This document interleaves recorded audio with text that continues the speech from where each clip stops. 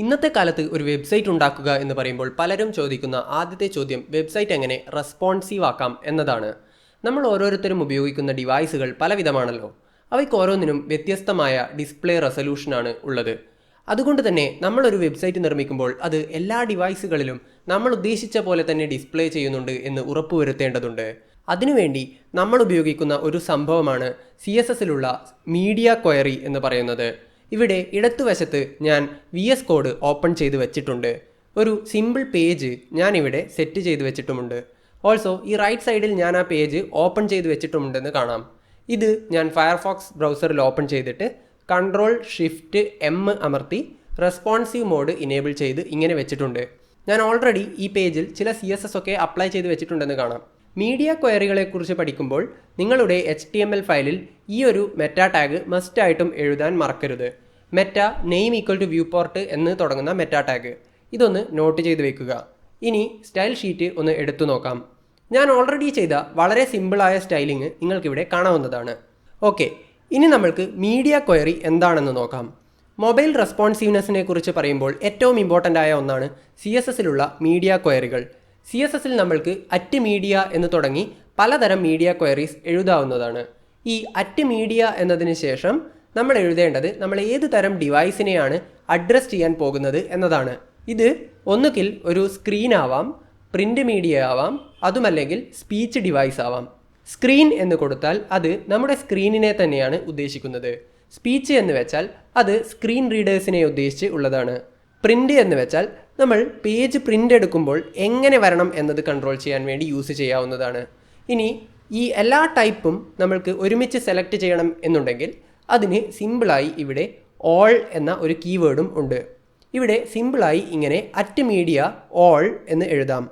ഇനി ഈ ഓൾ എന്നതിന് ശേഷം ഇവിടെ സ്പേസ് ഇട്ടിട്ട് ആൻഡ് എന്നെഴുതി സ്പേസ് ഇട്ട ശേഷം പാരന്തീസിസ് അഥവാ നമ്മുടെ നോർമൽ ബ്രാക്കറ്റിനുള്ളിലാണ് നമ്മൾ നമ്മുടെ ശരിക്കുമുള്ള മീഡിയ ക്വയറി സെലക്ടർ എഴുതേണ്ടത്.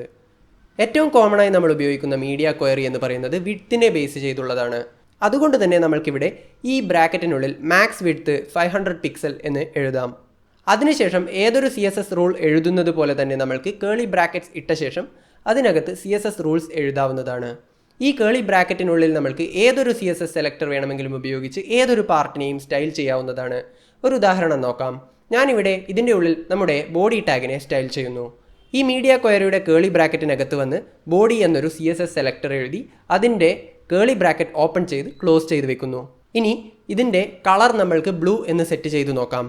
ഇപ്പോൾ ഈ റൂൾ എന്താണ് ചെയ്യുന്നത് എന്ന് വെച്ചാൽ നമ്മൾ ഓൾ എന്നിവിടെ കൊടുത്തത് കൊണ്ട് തന്നെ സ്ക്രീൻ ആയാലും പ്രിൻറ്റിംഗ് ആയാലും ശരി അതിൻ്റെ മാക്സിമം വിഡ്ത്ത് 500 പിക്സൽ എന്നും ഇവിടെ സെറ്റ് ചെയ്ത് വെച്ചിട്ടുണ്ട്. അതിൻ്റെ മീനിങ് എന്താണെന്ന് വെച്ചാൽ ഈ മീഡിയ ക്വയറിയുടെ ഉള്ളിലുള്ള CSS സ്റ്റൈൽസ് ഒക്കെ അപ്ലൈ ചെയ്യേണ്ടത് പേജ് വിഡ്ത്ത് മാക്സിമം 500 പിക്സൽ ആകുന്നത് വരെ ആണെന്നാണ്. അതായത് സ്ക്രീൻ വിഡ്ത്ത് അല്ലെങ്കിൽ പ്രിൻ്റ് ചെയ്യുന്ന പേജ് വിഡ്ത്ത് 500 പിക്സലിൽ താഴെയാണെങ്കിൽ മാത്രം ഇതിനുള്ളിലുള്ള സ്റ്റൈലൊക്കെ ആക്റ്റീവ് ആകുന്നു എന്ന് വേണമെങ്കിൽ പറയാം. ഇവിടെ ആൻഡ് എന്ന് കൊടുത്തത് എന്തിനാണെന്ന് വെച്ചാൽ ഈ രണ്ട് മീഡിയ ക്വയറി സെലക്ടേഴ്സ് കമ്പൈൻ ചെയ്യാൻ വേണ്ടിയാണെന്ന് പറയാം. ആൻഡ് കീവേഡ് ആയതുകൊണ്ട് തന്നെ അതിൻ്റെ രണ്ട് സൈഡിലുമുള്ള കണ്ടീഷൻസ് രണ്ടും ട്രൂ ആയാൽ മാത്രമാണ് അതിൻ്റെ ഉള്ളിലുള്ള ഈ സ്റ്റൈൽസ് ഒക്കെ അപ്ലൈ ആവുന്നത് എന്ന് പറയാം. ഇപ്പോൾ ഈ റൈറ്റ് സൈഡിലുള്ള പേജ് ഒന്ന് നോക്കുക. ഇതിൽ റെസ്പോൺസീവ് മോഡ് ഇനേബിൾ ചെയ്ത് വെച്ചത് കൊണ്ട് തന്നെ നമ്മൾക്ക് ഈ എഡ്ജ് ഡ്രാഗ് ചെയ്ത് സൈസ് അഡ്ജസ്റ്റ് ചെയ്യാൻ പറ്റും. ഇതിൻ്റെ വിഡ്ത്ത് മുകളിലുള്ള ആ ബാറിൽ കാണിക്കുന്നുണ്ട്. ഞാൻ ഈ സ്ക്രീൻ സൈസ് ഡ്രാഗ് ചെയ്ത് 500 പിക്സലിൽ കുറവ് വിഡ്ത്താക്കുന്നു. ഇപ്പോൾ നോക്കുക, നമ്മുടെ പേജിലുള്ള ടെക്സ്റ്റൊക്കെ റെഡ് കളർ മാറി ബ്ലൂ കളർ ആയിരിക്കുന്നു. ഇതിന് കാരണം നമ്മൾ സെറ്റ് ചെയ്ത് വെച്ച മീഡിയ ക്വയറിയാണ്. ഇപ്പോൾ മീഡിയ ക്വയറിയുടെ വർക്കിംഗ് ഏകദേശം ഒരു ഐഡിയ കിട്ടിയില്ലേ? ഇനി നിങ്ങൾ നെറ്റിൽ പലയിടങ്ങളിലും നോക്കുകയാണെങ്കിൽ ഈ മീഡിയ ക്വയറീസ് പല വിധത്തിൽ എഴുതിയതായി കാണാൻ കഴിയും. ഇതിൽ ഈ ഓൾ ആൻഡ് എന്ന പാർട്ട് എഴുതണം എന്ന് ഒരു നിർബന്ധവുമില്ല. കാരണം അത് എഴുതാതെ ഡയറക്റ്റായി ഈ പാരന്തീസിസിനുള്ളിൽ ഇങ്ങനെ മാക്സ് വിഡ്ത്ത് 500 പിക്സൽ എന്ന് മാത്രം എഴുതിയാലും സെയിം എഫക്റ്റ് തന്നെയാണ് ഉണ്ടാവുക. കാരണം ഓൾ എന്നത് കൊടുത്താലും ഇല്ലെങ്കിലും അതാണ് അതിൻ്റെ ഡിഫോൾട്ട് വാല്യൂ എന്ന് പറയാം. അത് റിമൂവ് ചെയ്ത ശേഷം നമ്മൾക്ക് പേജ് ഒന്ന് നോക്കാം. ഇപ്പോൾ ഞാനിത് ഡ്രാഗ് ചെയ്ത് സൈസ് മാറ്റുമ്പോൾ 500 പിക്സലിൽ താഴെ എത്തുമ്പോഴാണ് കളർ ബ്ലൂ ആവുന്നത് എന്ന് കാണാം. ഇനി മറ്റൊരു ഇൻട്രസ്റ്റിംഗ് ആയ ടിപ്പ് പറയാം. നിങ്ങളുടെ പേജ് ചിലപ്പോൾ വളരെ കോംപ്ലിക്കേറ്റഡ് ആയ ലേഔട്ടൊക്കെയുള്ള ഒരു പേജ് ആയിരിക്കാം. പക്ഷേ ഒരാൾ നിങ്ങളുടെ വെബ് പേജ് Ctrl+P അടിച്ച് ഒരു പേപ്പറിൽ പ്രിൻ്റ് ചെയ്യുന്നു എന്നോ PDF ആയി സേവ് ചെയ്യുന്നു എന്നോ വിചാരിക്കുക. അങ്ങനെ ചെയ്യുമ്പോഴുള്ള പേജിൻ്റെ സ്റ്റൈൽ നിങ്ങൾക്ക് മീഡിയ ക്വയറി ഉപയോഗിച്ച് സ്റ്റൈൽ ചെയ്യുവാൻ സാധിക്കും.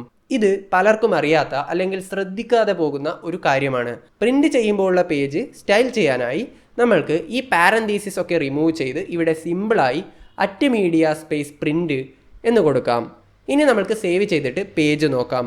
വെറുതെ ഒരാൾ പേജ് വിസിറ്റ് ചെയ്യുമ്പോൾ ഇപ്പോൾ ആ ബോഡിയുടെ കളർ ബ്ലൂ എന്നത് എവിടെയും വരികയില്ല എന്ന് ഓർക്കുക. കാരണം നമ്മൾ പ്രിന്റ് സ്റ്റൈലാണല്ലോ ബ്ലൂ എന്ന് സെറ്റ് ചെയ്തത്.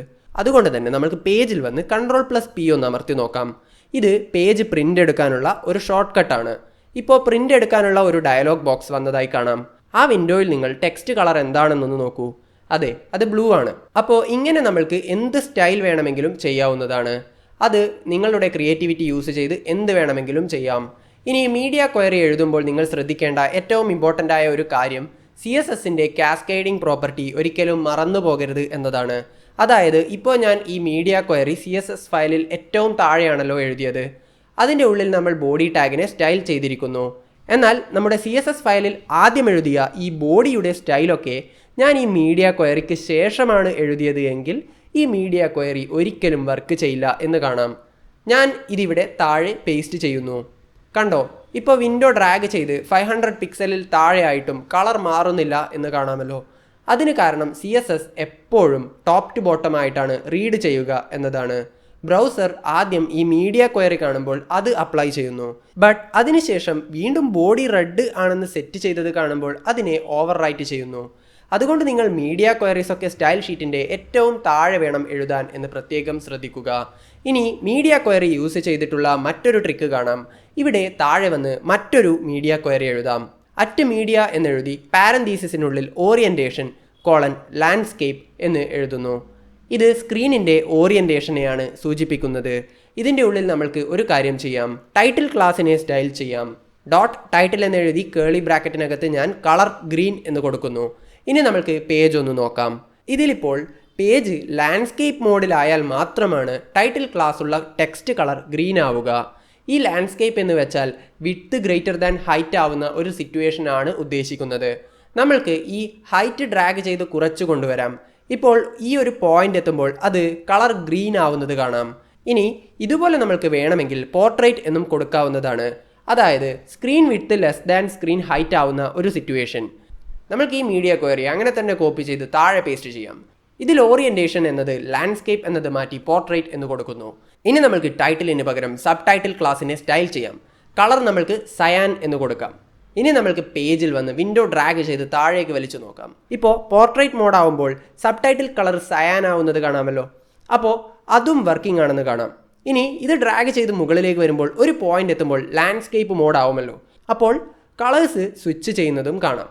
ഇനി നമ്മൾക്ക് വേണമെങ്കിൽ ഈ പറഞ്ഞ മീഡിയ ക്വയറീസ് കമ്പൈൻ ചെയ്തൊക്കെ എഴുതാനും പറ്റും. ഈ ലാൻഡ്സ്കേപ്പ് മോഡ് മീഡിയ ക്വയറിയിൽ വന്ന് നമ്മൾക്ക് ആൻഡ് എന്നെഴുതിയ ശേഷം മറ്റൊരു കണ്ടീഷനായിട്ട് മാക്സ് വിഡ്ത്ത് 500 പിക്സൽ എന്ന് കൂടി കൊടുത്തു നോക്കാം. ഇപ്പോൾ പേജ് നോക്കൂ. നമ്മൾ ലാൻഡ്സ്കേപ്പ് മോഡിലാണെങ്കിലും നമ്മുടെ വിഡ്ത്ത് 500 പിക്സലിൽ കൂടുതലായതിനാൽ ടൈറ്റിൽ കളർ ഗ്രീൻ ആയിട്ടില്ല എന്ന് കാണാം. അതായത് ആ രണ്ട് കണ്ടീഷൻസും ട്രൂ ആയാൽ മാത്രമേ അത് വർക്ക് ആവൂ എന്ന്. ഈ വിഡ്ത്ത് നമ്മൾ കുറച്ച് 500 പിക്സലിൽ താഴെ എത്തിച്ചാൽ നിങ്ങൾക്ക് കാണാം അത് ടൈറ്റിൽ ഗ്രീൻ ആയത്. ഇനി നമ്മൾ താഴോട്ട് ഡ്രാഗ് ചെയ്ത് ഇത് പോർട്രേറ്റ് മോഡ് കണ്ടീഷനിൽ എത്തിച്ചാൽ നിങ്ങൾക്ക് ആ കണ്ടീഷനും വർക്കാവുന്നതായി കാണാം. ഇനി ഞാൻ കുറേ ആയല്ലോ ആൻഡ് കീവേഡിനെ കുറിച്ച് പറയുന്നു. അപ്പോൾ നിങ്ങൾ വിചാരിക്കുന്നുണ്ടാവും നിങ്ങൾക്ക് ഓർ കണ്ടീഷൻ എഴുതാൻ പറ്റില്ലേ എന്ന്. അതെങ്ങനെയെന്ന് നോക്കാം. ഓർ ചെയ്യാൻ വേണ്ടി ഓർ എന്ന് എഴുതുകയല്ല നമ്മൾ ചെയ്യേണ്ടത്. പകരം ഇവിടെ സിമ്പിളായി ഒരു കോമ ഇടുക. സിമ്പിൾ. ഇപ്പോൾ ഈ മീഡിയ ക്വയറി എന്താണ് പറയുന്നത് എന്ന് വെച്ചാൽ എപ്പോഴെങ്കിലും നമ്മുടെ സ്ക്രീൻ ലാൻഡ്സ്കേപ്പ് മോഡിലായാലോ അല്ലെങ്കിൽ വിഡ്ത്ത് ലെസ് ദാൻ 500 പിക്സൽ ആയാലോ ഈ സ്റ്റൈലൊക്കെ അപ്ലൈ ചെയ്യണം എന്നാണ്. ഇപ്പോൾ ഈ പേജ് ഒന്ന് നോക്കൂ. ഞാനിത് താഴോട്ട് ഡ്രാഗ് ചെയ്ത് ഹൈറ്റ് കൂട്ടുന്നു. ഇപ്പോൾ ഇത് ലാൻഡ്സ്കേപ്പ് മോഡിലല്ല. പക്ഷേ ഈ വിഡ്ത്ത് 500 പിക്സലിൽ താഴെ ആയതുകൊണ്ട് ഓർ കണ്ടീഷനിലെ ഒരു കണ്ടീഷൻ ട്രൂ ആവുന്നു. അതുകൊണ്ട് തന്നെ ടൈറ്റിൽ ഗ്രീൻ കളറായി തന്നെ നിൽക്കുന്നു എന്ന് കാണാം. ഇനി ഈ വിഡ്ത്ത് കൂട്ടി 500 പിക്സലിന് മുകളിലാക്കിയാൽ ആ കണ്ടീഷനും അതേസമയം ലാൻഡ്സ്കേപ്പും അല്ലാത്തതുകൊണ്ടും അത് സ്റ്റൈൽ അപ്ലൈ ആവാത്തത് കാണാം. അതായത് ടൈറ്റിൽ കളർ ഗ്രീൻ ആവുന്നില്ല എന്നും കാണാം. ഇനി ഇതേ വിഡ്ത്തിൽ നമ്മൾ ഹൈറ്റ് കുറച്ച് ഒരു പരിധി കടക്കുമ്പോൾ അത് ലാൻഡ്സ്കേപ്പ് മോഡ് ആവുകയും അതുകൊണ്ട് തന്നെ ടൈറ്റിൽ വീണ്ടും ഗ്രീൻ ആവുകയും ചെയ്യുന്നു. ഓക്കെ, ഇനി മറ്റൊരു കാര്യം ചെയ്യാം. ഇതുപോലെ ഒരുപാട് തരം മീഡിയ ക്വയറീസ് ഉണ്ട്. പക്ഷേ മോസ്റ്റ് ഓഫ് ദി ടൈം നിങ്ങൾക്ക് ഉപയോഗിക്കേണ്ടി വരിക ഈ പറഞ്ഞ കുറച്ചെണ്ണം മാത്രമായിരിക്കും. ഇതിൽ തന്നെ നിങ്ങൾക്ക് മാക്സ് വിഡ്ത്ത് എന്നതിന് പകരം വേണമെങ്കിൽ മിൻ വിഡ്ത്തും കൊടുക്കാവുന്നതാണ്. മാക്സ് വിഡ്ത്ത് കൊടുത്തപ്പോൾ സംഭവിച്ചതിൻ്റെ നേരെ ഓപ്പോസിറ്റ് എഫക്റ്റ് ആണ് അതിനുണ്ടാവുക. ഇവിടെ മാക്സ് വിഡ്ത്ത് 500 പിക്സൽ എന്ന് കൊടുത്തപ്പോൾ 500 പിക്സലിൽ താഴെ വിഡ്ത്ത് വരുമ്പോൾ മാത്രം വേണ്ട കാര്യങ്ങളായിരുന്നു നമ്മൾ മീഡിയ ക്വയറിക്കകത്ത് സ്റ്റൈൽ ചെയ്തത് എങ്കിൽ മിൻ വിഡ്ത്ത് എന്ന് കൊടുത്താൽ 500 പിക്സലും അതിനു മുകളിലും വിഡ്ത്ത് വരുന്ന സമയത്തുള്ള സ്റ്റൈലാണ് നമ്മൾ മീഡിയ ക്വയറിൽ കൊടുക്കേണ്ടത്. സിമ്പിൾ അല്ലേ? ഇന്നത്തെ കാലത്ത് കൂടുതൽ ആളുകളും വെബ്സൈറ്റ് വിസിറ്റ് ചെയ്യുന്നത് മൊബൈൽ ഫോണുകളിൽ നിന്നായതുകൊണ്ട് തന്നെ ഇപ്പോൾ ഒരു വെബ്സൈറ്റ് ഉണ്ടാക്കുകയാണെങ്കിൽ അത് മൊബൈൽ ഫസ്റ്റ് ആയിട്ട് ഡിസൈൻ ചെയ്യുന്നതാണ് ഏറ്റവും നല്ലത്. അതിനുവേണ്ടിയൊക്കെ ഈ മീഡിയ ക്വയറീസ് വളരെ യൂസ്ഫുൾ ആണ്. മൊബൈൽ ഫസ്റ്റായി വെബ്സൈറ്റ് ചെയ്യുമ്പോൾ ആദ്യം വെബ്സൈറ്റ് മൊബൈൽ ഫോൺ സ്ക്രീനിന് വേണ്ടി ഡിസൈൻ ചെയ്യുക. എന്നിട്ട് മീഡിയ ക്വയറിക്കുള്ളിൽ കമ്പ്യൂട്ടർ സ്ക്രീനിന് വേണ്ടിയുള്ള കോംപ്ലക്സ് ആയ സ്റ്റൈൽ എഴുതുക. അങ്ങനെ വരുമ്പോൾ മീഡിയ ക്വയറിയിൽ നിങ്ങൾ ഉപയോഗിക്കേണ്ടി വരിക നേരത്തെ പറഞ്ഞ മിൻ വിഡ്ത്ത് ഒക്കെയാണ്. അപ്പോൾ ഇത്രയേ ഉള്ളൂ മീഡിയ ക്വയറി ഉപയോഗിച്ചുള്ള റെസ്പോൺസീവ് വെബ് ഡിസൈൻ എന്ന് പറയുന്നത്.